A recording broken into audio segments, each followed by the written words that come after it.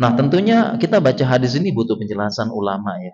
Ya baru hijrah tiba-tiba ambil Sahih Bukhari baca sendiri. Tafsirkan sendiri nggak boleh. Ini penting kita belajar.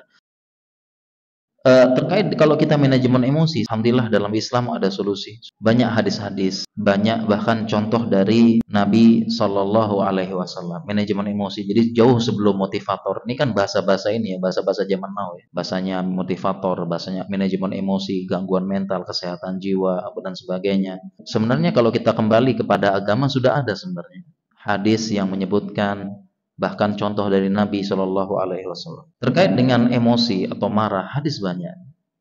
Contoh hadisnya beliau bersabda, la taqdab walakal jannah. Janganlah marah bagimu surga. Atau ada hadis dalam hadis arba'in, anna rajulan qala lin Nabi Shallallahu Alaihi Wasallam ausini.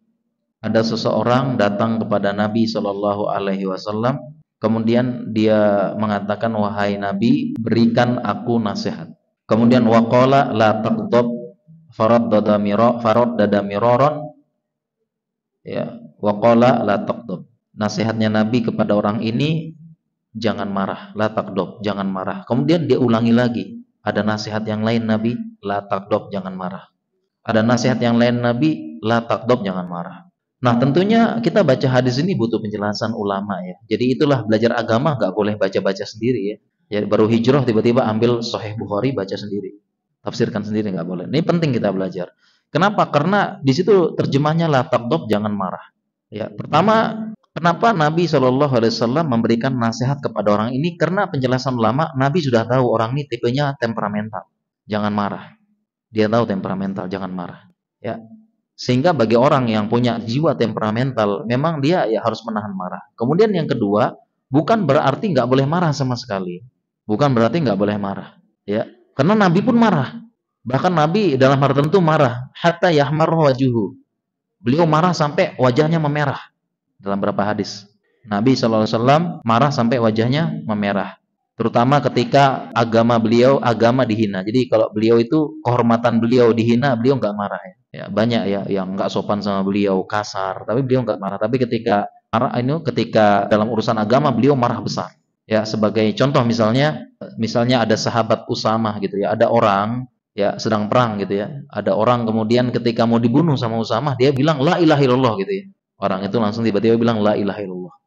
Udah siap-siap sama Usamah nih. Orang tuh bilang la ilaha illallah, diam sebentar dia. Akhirnya Usamah berijtihad, Allah paling ini supaya selamat doang, lanjut terus, dibunuh akhirnya. Lanjut. Nah, dan itu hal ini sampai kepada Nabi, wa ghadiban Nabi, Nabi marah besar. Ya, hal sakakta qalbah, kamu sudah belah belum dadanya? Usamah. Udah belah belum dadanya? Sampai kamu tahu dia itu masuk Islamnya supaya apa? Untuk menyelamatkan jiwa saja apa enggak gitu.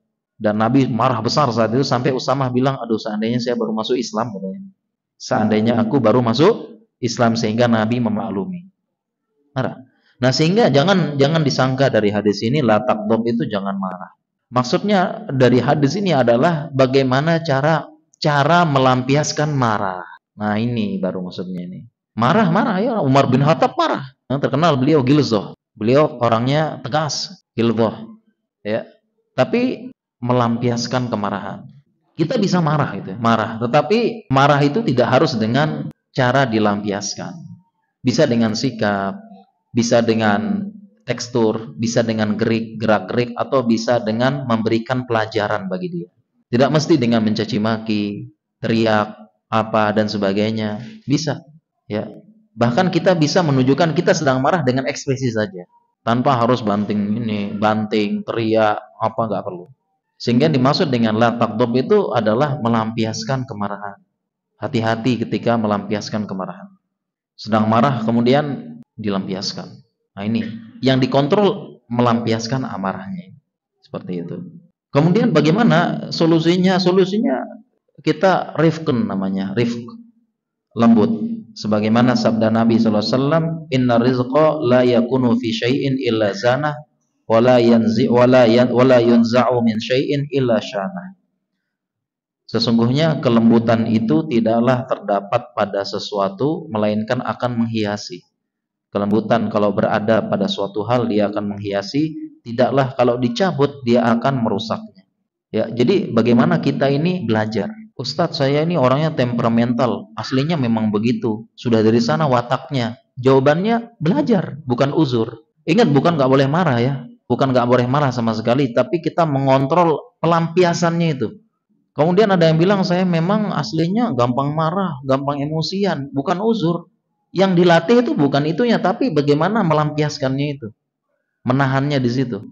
Kamu bisa tetap marah, dan memang sifat tobi'inya seseorang marah kan, marah, sedih, seneng kan gitu kan. Melampiaskannya itu bagaimana? Ngontrolnya. Jadi bukan alasan. Bahkan kita disebutkan dalam hadis, innal ilma bitta'allum wa innal hilma bittahallum. Sesungguhnya belajar, sesungguhnya ilmu bitta'allum, dengan belajar. Wa innal hilma, sesungguhnya kelembutan bittahallum, ya dengan belajar melembut-lembutkan. Belajar. Jadi bukan apa? Bukan alasan lagi kalau ada yang bilang memang watak saya begini, gimana lagi? Kamu harus maklumi, nggak boleh, ya. Misalnya berkata kepada pasangannya, memang watak saya begini, saya suka marah.